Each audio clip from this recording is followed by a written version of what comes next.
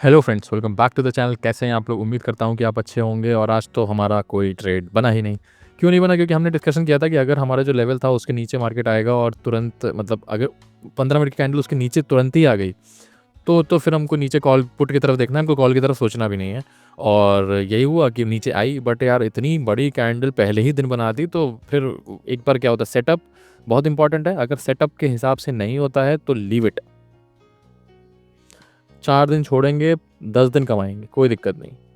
ठीक है, तो हमारा ये था कि नीचे के टारगेट थे, वो पहली ही कैंडल नीचे के टारगेट पे आ गई और मामला उसने वहीं पे फिनिश कर दिया। हालांकि बाद में कोई चाहता तो ले सकता था trade, but that was not a convincing trade. वो बेकार ट्रेड था, वो कोई मतलब नहीं उस चीज़ का, इसलिए उसको मेंशन भी नहीं करूँगा, बट दिखा दूंगा कैसे क्या है।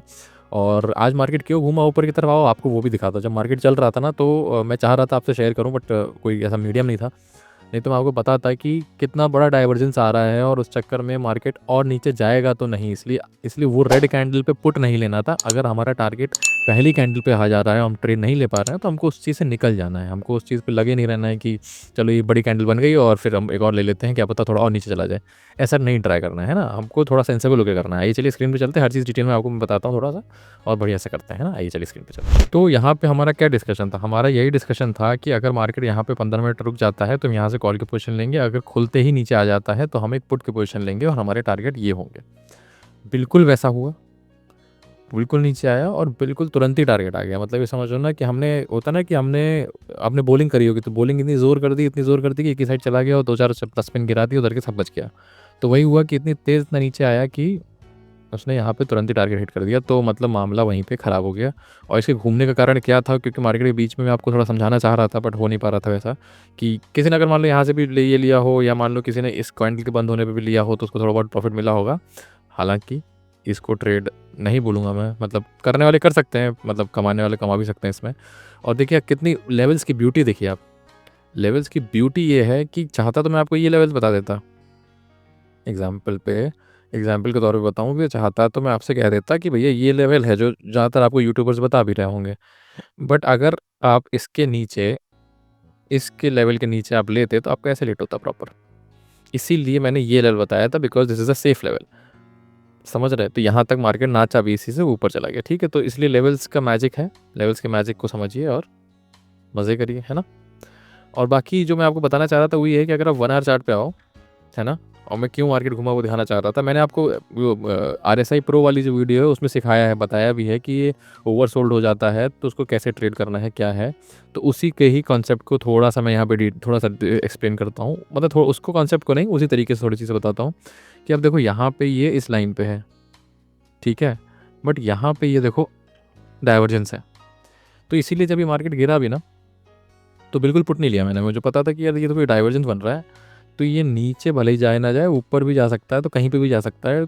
तो मैं रिस्क नहीं ले रहा कि मैं पुट नहीं ले रहा। नहीं तो फिर इसलिए देखो, जिसने यहाँ पे लिया होगा उसका कैसे लेट हुआ होगा। और अगर आप कैसे लेट हुआ है तो ज़रूर कमेंट में बताइए कि आपने आज कैसे ट्रेड किया, क्या किया, है ना।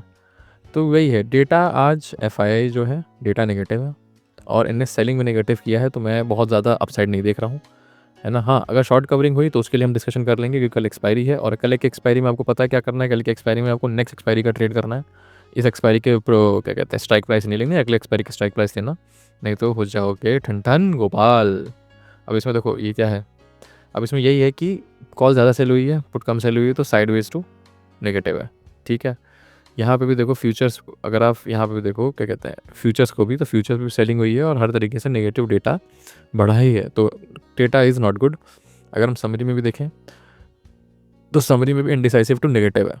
ठीक है, कैश कंपोनेंट में अगर हम देखें तो कैश कंपोनेंट में भी 3263 करोड़ का सेल ही हुआ है। और इतने टाइम से 1 मिनट, इतने टाइम से ये सेल ही करते आ रहे हैं यहाँ तक। तो डेटा नेगेटिव है, तो हमको एक तरीके से सेल एंड राइज की अपॉर्चुनिटी देखनी है। बट अगर उस लेवल के ऊपर निकल जाता है, अगर हमारा ऐसा हिट हो जाता है, तो फिर हमको आगे की देखना पड़ेगा। ठीक है, यहाँ पे देखो 25,600 है, बहुत इंपॉर्टेंट लेवल बताने वाला है, लास्ट तक जरूर देखिएगा, बहुत इंपॉर्टेंट लेवल। तो 25,600 है, अब 25,600 पे अच्छा हुआ ही है ना। 25,700 पे अच्छा हुआ ही है और 25,500 पे अच्छा हुआ ही है। तो 25,500 और 400, अब देख रहे हैं कि हर एक 100 पॉइंट पे नीचे अच्छा सपोर्ट है, हर एक 100 पॉइंट पे अच्छा रेजिस्टेंस है। तो अब हमको ऐसा कुछ प्ले करना है। आज देखो ADRs बंद रहेंगे क्योंकि US मार्केट बंद है।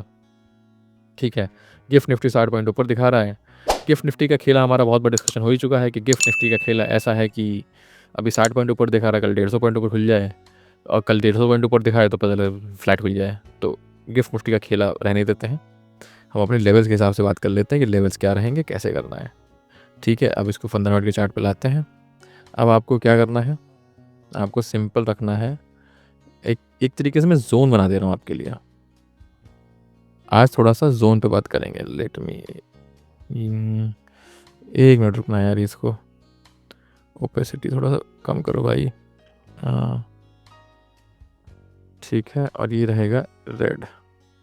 ठीक है, अब ये देखो ये जोन है, इसको थोड़ा सा आप ध्यान दो। 1 मिनट, ये जोन यहाँ तक आएगा, यहाँ तक।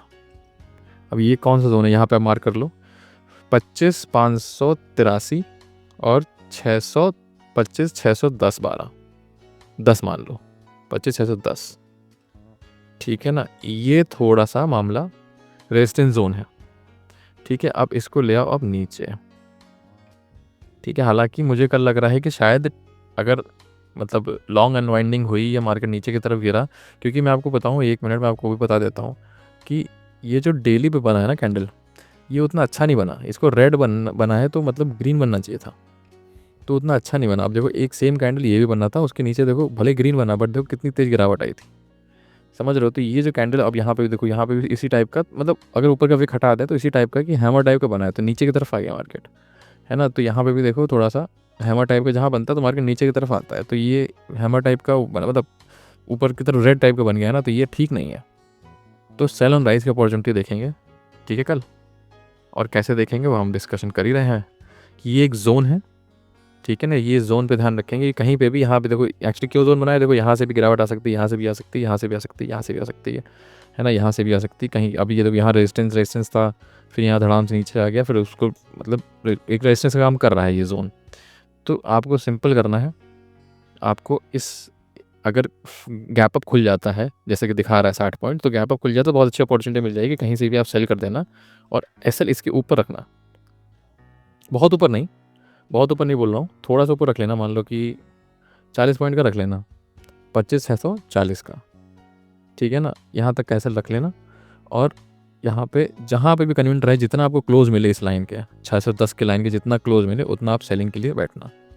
अगर जस्ट इन केस आपका यहाँ पे एसएल हिट होता है ना, और मेरे को थोड़ा गट फीलिंग क्या है ना कि कल ये भी एसएल नहीं, कल आप 610 के ऊपर रखना है एसएल, 620 रख लेना, आपको जहाँ से भी मिले आपको 620 रखना। मुझे एक गट फीलिंग है कि कल ये अगर भागा, मतलब 600 के ऊपर निकल के भागा तो फिर ऊपर तरफ भाग सकता है ना। तो आप यहाँ पे पुट लेना, और पुट की प्रायोरिटी पुट की है क्योंकि सेलिंग हो रही है, प्रायोरिटी पुट की है, और आपका टारगेट यहाँ बढ़िया नीचे तक का होएगा।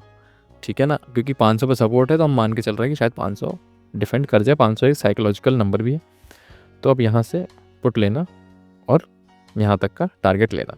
ठीक है, अगर मान लो जस्ट इन केस कि एसएल हिट हो जाता है जो कि आपका 610 के ऊपर है, तो आप एक कॉल की पोजीशन भी ट्राई कर सकते हो।